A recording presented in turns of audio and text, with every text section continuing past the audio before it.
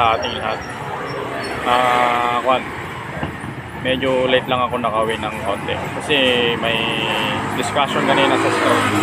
May tinakal kami about sa bagong format na susundin namin from employer. So kailangang matapos yon kasi after pagka-discuss kanina mga kasama ko ngayon, implement na agad.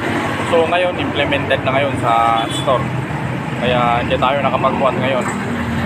Bukas na lang, ay sa Lunes na lang kasi Sabado pala ngayon, Linggo sarado yung gym. Kaya pagka-out ko kanina, diretso na ako dito sa bahay kung saan ako nakukubahan. Ngayon bihis lang ako, lalabas ulit ako, mamamalengke naman. So tara mga kapagkat, samahan ninyo ako.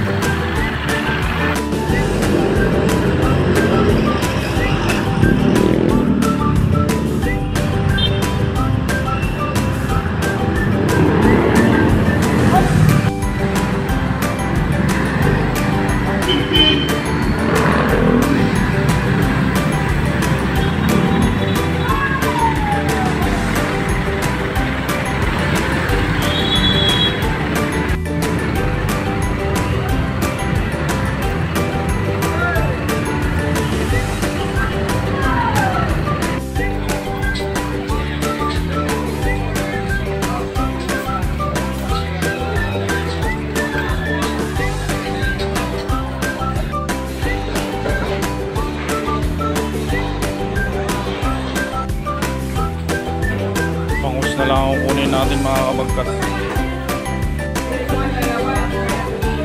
Ito na lang yung bibilin ko mga kabagkat. 6 siguro. Mas sila ng trabaho, preso mo gawin na lang. Magandang linis sa ate, ano?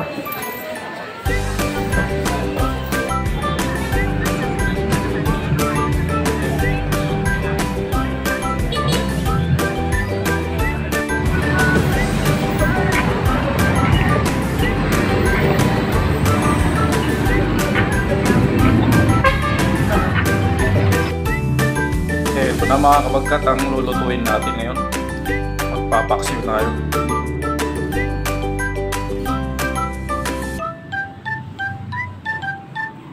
Tara mga kabagkat, lutuin na natin. At nakasalang na nga mga kabagkat. Ganito lang ako magluto ng paksiw mga kabagkat.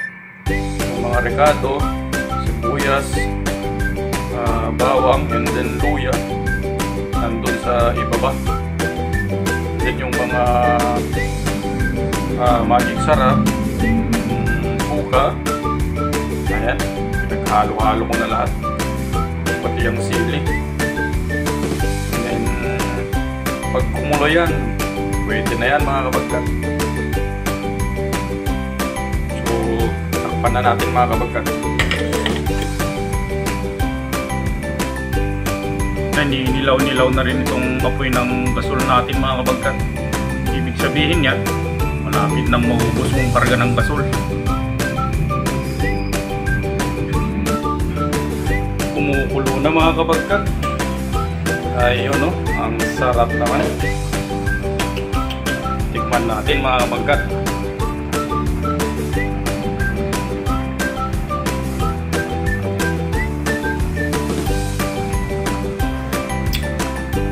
Suwabe mga kabagkat. Nakuha ko. Nakuha ko ang timpla. So maraming salamat ulit Panginoon sa masarap na pagkain na ibigay mo. Maraming salamat po. So kain na tayo mga kabagkat.